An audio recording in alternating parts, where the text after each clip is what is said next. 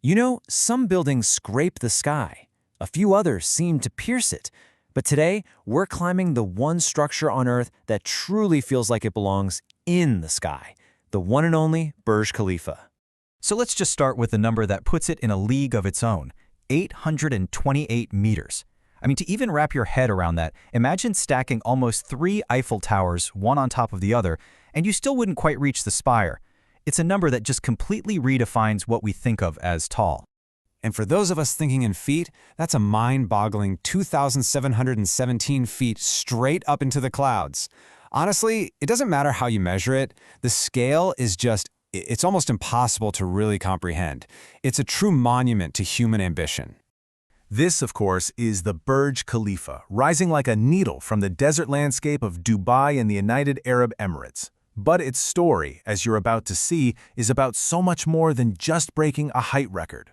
Because yeah, that incredible height is just the beginning.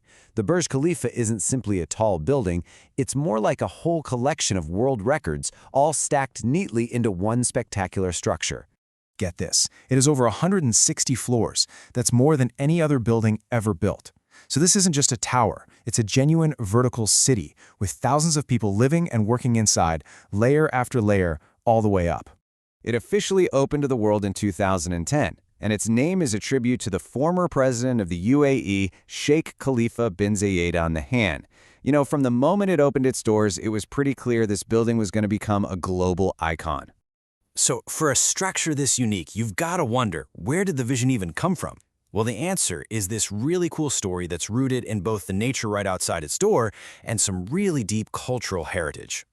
The design actually has 2 main inspirations. The architect, Adrian Smith, looked at the geometry of a local desert flower, the Hymenocalyx. You can totally see it in the building's Y-shaped footprint. Now, this shape isn't just for looks, it's structurally brilliant, giving the tower incredible stability against high winds.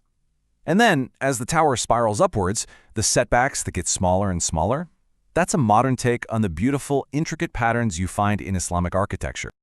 All right, so that elegant exterior is hiding a whole hive of activity. So what is it actually like inside this giant? Let's take a look at the life buzzing around inside its glass and steel facade. It really is a complete vertical city. It's got private homes, corporate offices, the Armani Hotel, world-class restaurants, and of course, its famous observation decks. It's a place where you can literally live, work, and dine, all without ever stepping outside. And how do you get around a city that's built straight up? Well, with some of the fastest double-decker elevators in the world. They travel at a staggering 10 meters per second. That's so fast it can whisk you up to the observation deck in just about a minute. And the ride is so smooth you'd barely even notice the speed. Okay, here's a fascinating little detail about its engineering. In a climate like Dubai's, the building's cooling system is so powerful that it creates a huge amount of condensation. But instead of wasting it, they collect all that water, about 15 million gallons a year, and use it to irrigate all the parks and gardens at its base. The building literally waters its own plants. Now, let's finish our trip up to the top, to the very reason millions of people visit every single year, that absolutely unforgettable view from above the clouds.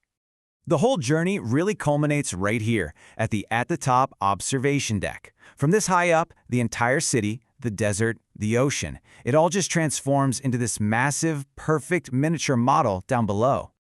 On a clear day, you can see for up to 95 kilometers, or 59 miles, in every direction.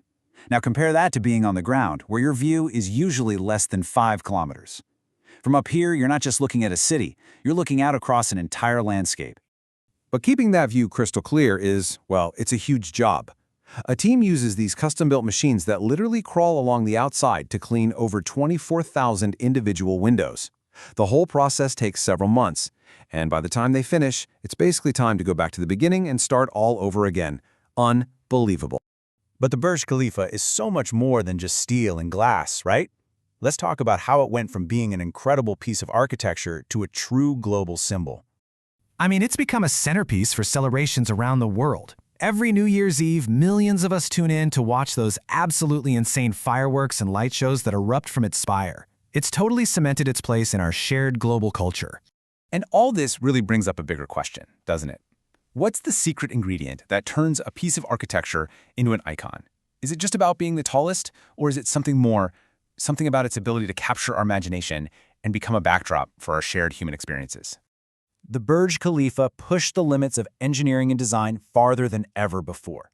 It really stands as a testament to what's possible when huge ambition meets incredible innovation. And it leaves us all with one final, very exciting thought. What's next? What future monument is going to challenge this one for its place among the clouds?